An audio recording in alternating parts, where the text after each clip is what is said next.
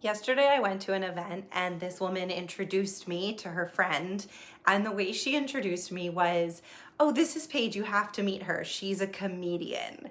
And I was just like, no, this is not, I would not describe myself as a comedian. I love laughter. I love to play. I love funniness. And I really admire people who are comedians, but I don't relate to myself as hilarious, like as a hilarious comedian. Sometimes I feel like I'm funnier than others and I really love to laugh at myself. But I want to make this distinction because so many people, when they hear that I bring improv tools into the workplace, they're like, "Oh, so I have to be funny?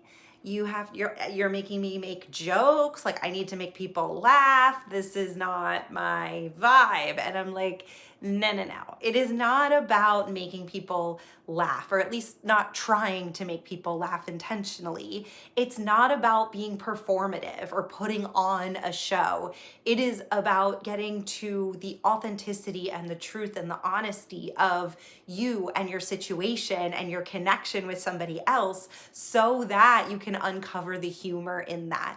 And oftentimes there is humor in the truth. There is humor in real life because we got to be able to laugh at ourselves, right? Sometimes there's not humor in it. Sometimes it's just raw honesty and authenticity and connection in those moments. But improv does not necessarily mean that we are going to be putting on a show and laughing a lot. What I lead people through is what's called applied improv. So it is, how do you take the tools that are learned and honed by improv comedians that have been practiced over the years and apply them to any environment other than the stage. So I bring it into workplaces, into networking events, into conferences, into my keynotes, into leadership speaking, all kinds of things like that. I bring tools of improv so that people can become more authentic leaders, CEOs, employees, team members. And the distinction, I was sharing this with my friend as we were talking. I was like, I do improv comedy and I've done a lot of improv comedy in my life. And the thing that terrifies me more than getting on a stage with a team of people not knowing what I'm going to say is actually stand-up comedy. And that is something I have never done in my life. It's actually I want to challenge myself this year to do improv or to do stand-up comedy because it feels like such a stretch for me. But the reason being, so many people are like, "Oh, stand-up, like I would know what to say. I know what the jokes are. Stand-up feels more comfortable for some people."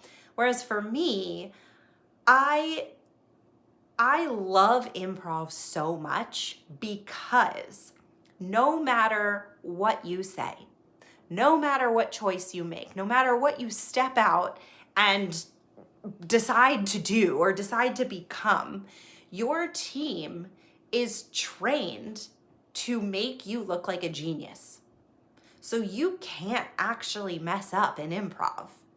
In stand up, you can totally fall on your face and look like a fool and have a room full of crickets that are not laughing and not clapping. And that terrifies me more. When I'm being alone up there terrifies me way more than being up there with a team of people who I know have my back and will make me look like a genius.